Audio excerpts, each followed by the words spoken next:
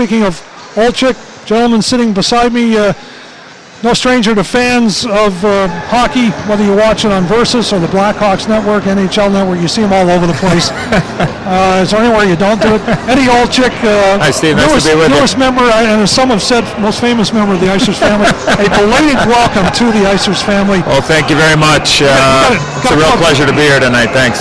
Got to come out to more games because you guys are putting on a show, but they did last week with 10 points as well. Yeah, it was. It's always nice to get a chance to see my boys. I also have an older boy that plays at UMass Amherst, so anytime I could get there, or now get to State College, or I got a younger son that's coming that's only 14 years old. So whether I'm doing the games on TV. Chances are on my off night I'm probably at a rink, which isn't a bad thing. I know, we'll get into it a little bit later, but I want to talk about the decision that Tommy and your family had to make. Right. I'm sure he had lots of other offers to play college hockey. What was it about Penn State that made the decision? Well, I think, for Tommy, it was for him it felt right when we walked into Coach Godowski's office. We got the grand tour from Joe B, and once we sat in that office again and just realized that this is where Tommy wanted to lay his helmet for the next 4 or 5 years, and just really impressed with the facility. I mean, I always saw it from afar.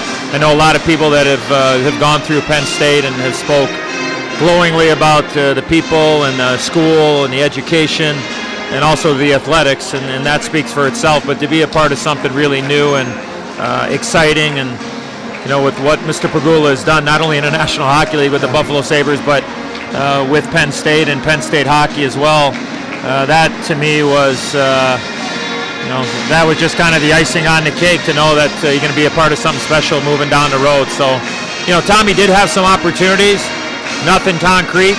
We waited as long as we could, but once we had the visit, I was on the road doing a playoff game. We met in Pittsburgh. Right. We drove together, in and out, got back to the hotel, and I got up the next morning. I think I went to Tampa or Washington or somewhere like that, and then Tommy went home, and before I could land, I could tell in his voice he wanted to be a Nittany Lion.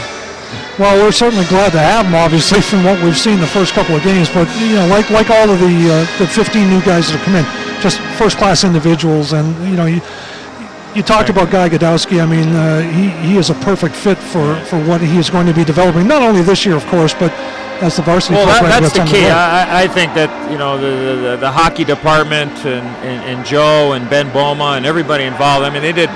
I mean, it was an exhaustive search. They wanted the right guy. They wanted the right personality, and Guy's had. He's gone through the rigors of moving up the ranks in college hockey, and he did great things at Princeton. And to be able to get somebody like that, not only to build the program, which it is now because you're going D1, right, but for down the road of having somebody that's been at the big level and been in those big games, and to be able to help these kids along. And I've been really impressed with Guy. A lot of people in the National Hockey League really are impressed with what Guy has done, and his hockey ability and his knowledge. And communication is everything. And I think that Guy, timing's everything, and he was a perfect fit to come to Penn State. I know back in May when I was back home in Toronto, where I watched you play for my Maple Leafs, I had a chance to interview Bob McKenzie about his experience when his son Mike was playing at St. Lawrence, and you're obviously going through the same thing with Ed at UMass, and now Tommy here. How difficult is it for you as a hockey dad to not be able to be there week in and week out? It's brutal. It really is. I'm actually here with my wife and my 2 younger kids, and my mom and dad actually made the trip to see their grandson play. I only can relate it to when I was a kid. Anytime I turned around, my dad was there. Very, very rarely he wasn't. And when you have 3 boys and they're playing in 3 different parts of the country and you're working, it's just not easy. But you know what? With the wonderful world of the internet, you can find games. So if people are watching me doing games on television, and one of my boys is playing, whether it's at UMass or Penn State, there's probably a good chance I have a computer pretty close by that I'm sneaking I become a sneaky peeker every once in a while once the boys are playing. But it is difficult to miss. Yeah.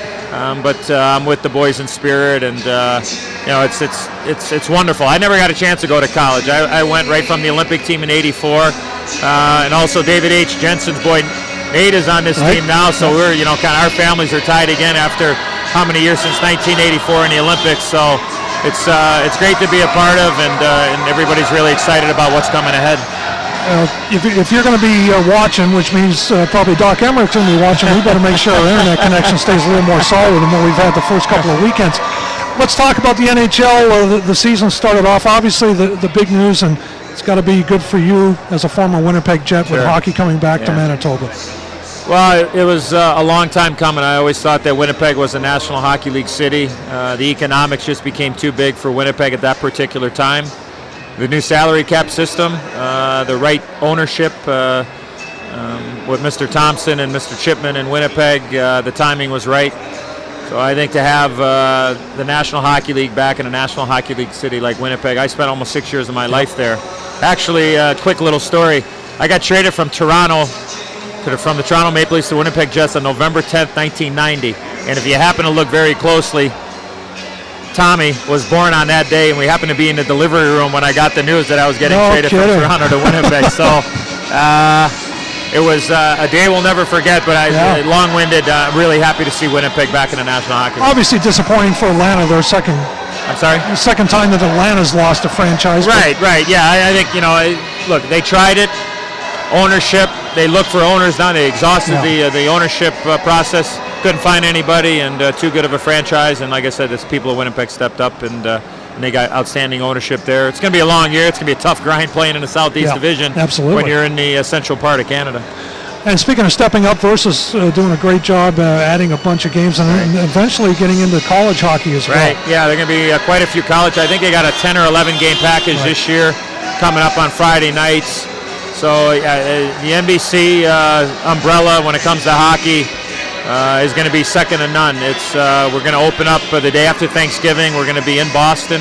The Red Wings in Boston. The Bruins will be playing on the day after Thanksgiving.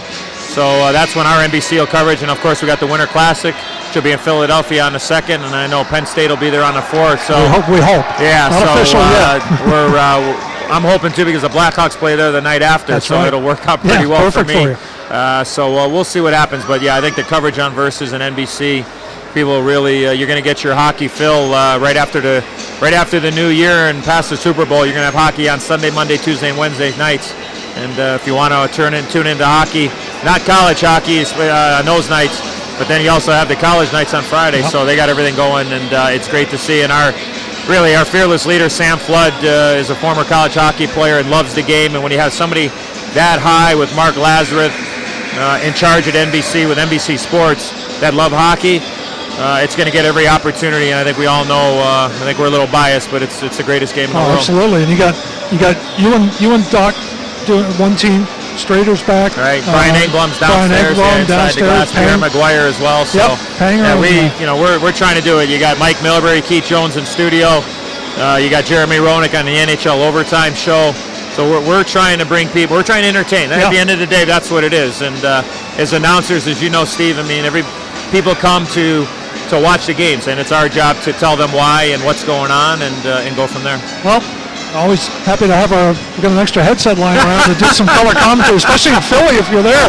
Love to have you. I will be around. I look forward to getting to Happy Valley and spending a lot of time there over the next couple of years. Tommy's thrilled and honored and privileged to be a part of the Penn State family, and we're looking forward to it. And it's nice to have the garb walking around the house. My son's got his hat and his T-shirt that his brother got him. So we're really looking forward to it. And anytime I get a chance to give the university a plug on a national stage, I certainly will do that. Glad to hear that. Eddie, again, welcome to the Icers family, and thanks for joining us. Thanks a lot. Ed Olczyk.